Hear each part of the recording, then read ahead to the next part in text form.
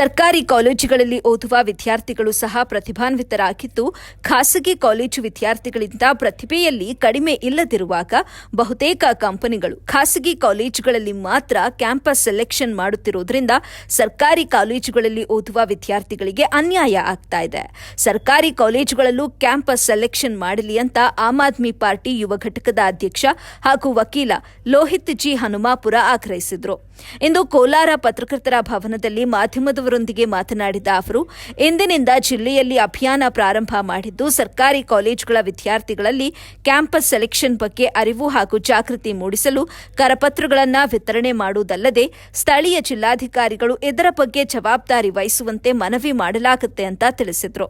ಬಳಿಕ ಪಕ್ಷದ ಜಿಲ್ಲಾಧ್ಯಕ್ಷ ರವಿಶಂಕರ್ ಕೂಡ ಮಾತನಾಡಿ, ಖಾಸಗಿ ಕಾಲೇಜು ವಿದ್ಯಾರ್ಥಿಗಳಿಗೆ ಕಂಪನಿಗಳು ಮಣೆ ಹಾಕುತ್ತಿರುವುದು ನೋವಿನ ಸಂಗತಿಯಾಗಿದ್ದು, ಸರ್ಕಾರಿ ಕಾಲೇಜುಗಳಲ್ಲೂ ಕೂಡ ಕ್ಯಾಂಪಸ್ ಸೆಲೆಕ್ಷನ್ ಮಾಡುವಂತೆ ಸರ್ಕಾರದ ಮೇಲೆ ಒತ್ತಡ ಹಾಕಲಾಗುವುದು ಅಂತ ತಿಳಿಸಿದರು. ಇನ್ನು ಸುದ್ದಿಗೋಷ್ಠಿಯಲ್ಲಿ ಪಕ್ಷದ ಕಲಾ ಮತ್ತು ಸಂಸ್ಕೃತಿ ಘಟಕದ ರಾಜ್ಯಾಧ್ಯಕ್ಷೆ ಸುಷ್ಮಾ ವೀರ್, ರಾಜ್ಯ ಕಾರ್ಯದರ್ಶಿ ಸುರೇಶ್, ಜಿಲ್ಲಾ ಪ್ರಧಾನ ಕಾರ್ಯದರ್ಶಿ ವಿ ರಮೇಶ್, ಜಿಲ್ಲಾ ಸಂಘಟನಾ ಕಾರ್ಯದರ್ಶಿ ವಿಜಯಕುಮಾರ್, ನಗರ ಘಟಕದ ಅಧ್ಯಕ್ಷ ಸೈಯದ್ ರಿಜ್ವಾನ್, ಉಮೇಶ್ ಗೌಡ, ಗೋಪಾಲ್, ಜನಾರ್ದನ್ ಮುಂತಾದವರು ಉಪಸ್ಥಿತರಿದ್ದರು. ವಿದ್ಯಾರ್ಥಿಗಳು ಅವ್ರು ಬಂದು ನನ್ನ ಹತ್ರ, ಸರ್ ನಾವು ಈಗಾಗಲೇ ಒಂದು ಸ್ಟ್ರೈಕ್ ಮಾಡಿದ್ವಿ, ನಮ್ಮ ಟೀಚರ್ಸ್ ಬಿಡಿಲ್ಲ, ನೀವು ಕೂಡ ನಮ್ಮ ಜೊತೆ ಸೇರಿ ಸ್ಟ್ರೈಕ್ ಮಾಡಬೇಕು ಅಂತ ಹೇಳಿ ನಮ್ಗೆ ಅಪ್ಲಿಕೇಶನ್ ಕೊಟ್ಟಿದ್ದಾರೆ. ಇದು ನನಗೆ ತುಂಬ ಸ್ಫೂರ್ತಿ ಬಂದಿರುವಂಥ ವಿಷಯ. ಸೊ ನಾವು ಇನ್ನೇನು ಸುಮಾರು ಒಂದು 4-5 ದಿನಗಳಲ್ಲಿ ಆ ಮಕ್ಕಳಿಗೆ ಸೇರಿ ನಾವು ಕೂಡ ಕುಂತ್ಕೊಂಡು ಸ್ಟ್ರೈಕ್ ಮಾಡ್ತೀವಿ. ಕಾಲೇಜಿನ ಟೀಚರ್ಸ್ಗಳು, ಸರ್ಕಾರಿ ಟೀಚರ್ಸ್ಗಳು, ಪ್ರೈವೇಟ್ ಟೀಚರ್ಸ್ಗಳು ಮರಳಿ ತಾವು ಬಂದು ಎಕ್ಸಾಮಿನೇಷನ್ ಹತ್ರ ಬರ್ತಿರೋದ್ರಿಂದ ಬಂದು ವಿದ್ಯಾಭ್ಯಾಸಕ್ಕೆ ಮಕ್ಕಳ ಜೊತೆ ಕುಂತ್ಕೊಂಡು ಪ್ರೋತ್ಸಾಹ ಮಾಡಬೇಕು ಅಂತ ಇದು ಮಾಡ್ತಾ ಇದ್ದೀವಿ. ಮತ್ತು ಇವತ್ತು ಸಾಯಂಕಾಲ ಹಾಸ್ಟೆಲ್ಗಳಿಗೆ ನಾವು ಹೋಗ್ತಾ ಇದ್ದೀವಿ. ಹಾಸ್ಟೆಲ್ಗಳಿಗೆ ಹೋಗಿ ಅಲ್ಲಿರೋ ಮಕ್ಕಳುಗಳಿಗೆ ಎಷ್ಟೋ ಜನ ನಾವು ಕವರ್ ಮಾಡಬೇಕಂದ್ರೆ ಒಂದೇ ದಿನದಲ್ಲಿ ಆಗಲ್ಲ. ಹಾಗಾಗಿ ಹಾಸ್ಟೆಲ್ಗಳು ವಿಸಿಟ್ ಮಾಡ್ತಾ ಇದ್ದೀವಿ. ಹಾಸ್ಟೆಲ್ಗೆ ಹೋಗಿ ಆ ಮಕ್ಕಳುಗಳ ಹತ್ರ ಅವ್ರ ಅಭಿಪ್ರಾಯಗಳನ್ನ ತಗೊಂಡು, ಅವ್ರ ಬೆಂಬಲವನ್ನು ತಗೊಂಡು ಹೋಗೋಕ್ಕೆ, ಅವ್ರಿಗೆ ಇದ್ರ ಬಗ್ಗೆ ತಿಳಿಸಿ ನಮ್ಮ ಕೆಲಸಗಳನ್ನು ಮುಂದುವರಿಸ್ತೀವಿ. ಸೊ ಈ ಅಭಿಯಾನ ಖಂಡಿತವಾಗ್ಲೂ ರಾಜ್ಯಾದ್ಯಂತ ಸಕ್ಸಸ್ ಆಗ್ತಾ ಇದ್ದಾವೆ.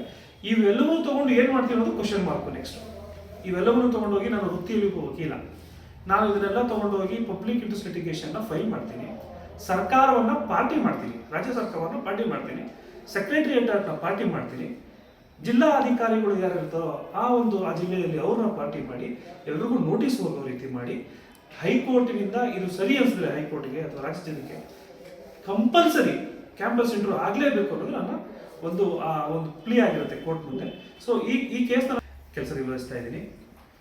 ಇವತ್ತು ನಾವು ಕೋಲಾರ ಬಂದಿರೋ ಉದ್ದೇಶ, ನಮ್ಗೆ ಯಾಕಿಲ್ಲ ಕ್ಯಾಂಪಸ್ ಇಂಟರ್ವ್ಯೂ ಅಂತ ಹೇಳಿ ಸರ್ಕಾರಿ ಮಕ್ಕಳ ಕೂಗು ಅನ್ನೋದು ನಮ್ಮ ಒಂದು ಕಾನ್ಸೆಪ್ಟ್. ಅಂದರೆ ಸರ್ಕಾರಿ ಮಕ್ಕಳುಗಳಿಗೆ ಕಾಲೇಜುಗಳಿಗೆ ಹೋಗ್ತಿರುವಂಥ, ಸರ್ಕಾರಿ ಕಾಲೇಜಲ್ಲಿ ವಿದ್ಯಾಭ್ಯಾಸ ಮಾಡ್ತಿರುವಂಥ ಹುಡುಗರುಗಳಿಗೆ ಇದುವರೆಗೂ ಇತಿಹಾಸದಲ್ಲಿ ಕ್ಯಾಂಪಸ್ ಇಂಟರ್ವ್ಯೂ ಮಾಡಿಲ್ಲ. ಸೊ ಇದು ಏಂತಕ್ಕೆ ಅವರಿಗೆ ತಾರತಮ್ಯ ಮಾಡಿದ್ದೀವಿ, ಪ್ರೈವೇಟ್ ಕಾಲೇಜಲ್ಲಿ ಕೊಡುವಂಥದ್ದು ಇವ್ರಿಗೂ ಕೊಡಿ ಅಂತ ಹೇಳಿ ನಮ್ಮ ಅಭಿಯಾನವನ್ನು ಪ್ರಾರಂಭ ಮಾಡಿದ್ದೀವಿ.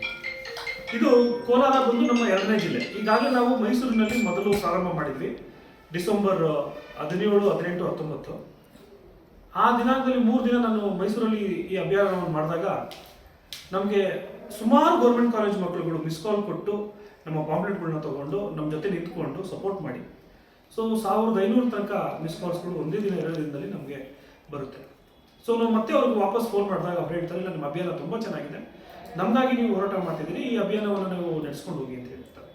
ಸೊ ಹಾಗೆ ಇವತ್ತು ಇದು ಕೋಲಾರ 2ನೇ ಜಿಲ್ಲೆ ಆಗಿರುತ್ತೆ ನಮ್ಮ ಅಭಿಯಾನದ್ದು. ಇವತ್ತು ನಾವು 2 ಕಾಲೇಜ್ ಹೋಗಿರ್ತೀವಿ. ಒಂದು ಸರ್ಕಾರಿ ಯಾವುದು ಸರ್, ಬಾಯ್ಸ್ ಕಾಲೇಜು ಮತ್ತೆ ಗರ್ಲ್ಸ್ ಕಾಲೇಜಲ್ಲಿ ಹೋಗಿರ್ತೀವಿ.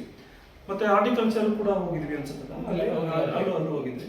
ಸೊ ಆಗ ಮಕ್ಕಳುಗಳು ಬಂದು ಬಾಂಬ್ಲೆಟ್ಗಳು ತಗೊಂಡು ಖಂಡಿತವಾಗ್ಲೂ ಕೋಲಾರದಲ್ಲಿ ನಮ್ಗೆ ಇಷ್ಟೊಂದು ಸಪೋರ್ಟ್